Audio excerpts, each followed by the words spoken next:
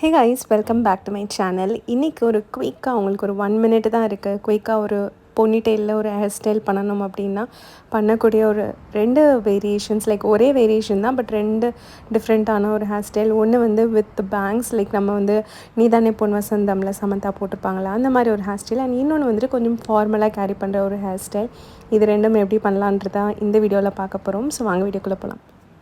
First hair ஸ்டைலுக்கு வந்து நம்ம நார்மலாக ஒரு போனிடெயில் நீங்கள் எப்படி போடுவீங்களோ அந்த மாதிரி எல்லா ஹேரையும் பின்னாடி இழுத்து நீங்கள் ஒரு ஹை போனி மாதிரி ஒன்று போட்டுக்கோங்க. நீங்கள் இன்ஃபார்மலாக தான் போடுறீங்க அப்படின்னா கோம் வந்துட்டு தேவையில்லை. ஸோ இப்போ நீங்கள் ஃபார்மலாகவும் சேர்ந்து பண்ணணும் அப்படின்னா இந்த மாதிரி கோம் வச்சு கடைசியாக வந்துட்டு சீவிக்கோங்க. சீவிட்டு ஃப்ரண்ட்டில் இருக்கிற செக்ஷன் இருக்குல்ல, ஃப்ரண்ட்டில் இருக்கிற பார்ட் லைக் சென்டரில் இருந்து 2 செக்ஷனாக வந்துட்டு லைக் ஒரு வி ஷேப் மாதிரி நான் எடுத்து அந்த இருக்கிற ஹேர் எல்லாமே ஃப்ரண்ட்டில் புல் பண்ணி விட்டுருக்கேன். புல் பண்ணிவிட்டு நீங்கள் பின்னாடி இருக்கிற ஹேர் எல்லாமே அந்த நல்ல டைட்டாக ஒரு ஹை போனி மாதிரி போட்டுக்கோங்க. நமக்கான இவ்வளோ பர்ஃபெக்டாக வேணாம், அதனால அங்கங்கே கொஞ்சம் ஹேர் ஸ்ட்ராண்ட்ஸ் எடுத்து புல் பண்ணி விட்டுக்க போகிறேன்.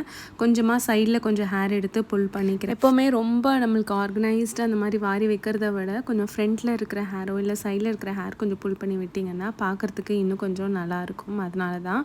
அண்ட் இப்போ நம்ம ஃப்ரண்ட் செக்ஷனுக்கு வருவோம். நம்ம முதல்ல எடுத்து ஃப்ரண்ட்டில் விட்டுருந்தோம்ல, அது எல்லாத்தையும் வந்துட்டு கொஞ்சம் முன்னாடி எடுத்து விட்டுட்டு நான் ஒரு ஸ்ட்ரெயிட்னரை வச்சு அப்படியே ஃப்ரண்ட்டில் ரோல் பண்ணி அப்படியே ஸ்ட்ரெயிட்டன் பண்ணிக்கிறேன். அவ்வளோதான், சிம்பிள். உங்களுக்கு ஃபர்ஸ்ட் ஹேர் ஸ்டைல் வந்துருச்சு.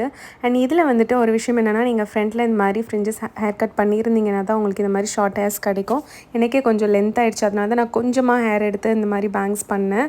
இல்லைன்னா உங்களுக்கு அந்த சமந்தா அந்த மூவியில் இன்னுமே நிறைய ஹேர் ஸ்ட்ராண்ட்ஸ் எடுத்து பண்ணியிருப்பாங்க, கொஞ்சம் திக்காக பண்ணியிருப்பாங்க.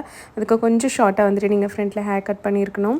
ஓகே, செகண்ட் வேரியேஷன் வந்துட்டு ரொம்ப ரொம்ப சிம்பிள்.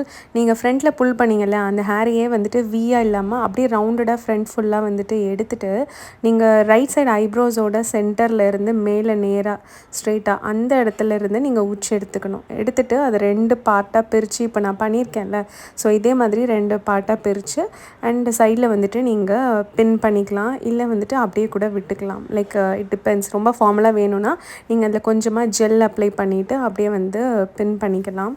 ஸோ இது உங்களுக்கு பார்க்குறதுக்கு கொஞ்சம் ஃபார்மலாகவும் இருக்கும், நல்லாவும் இருக்கும்.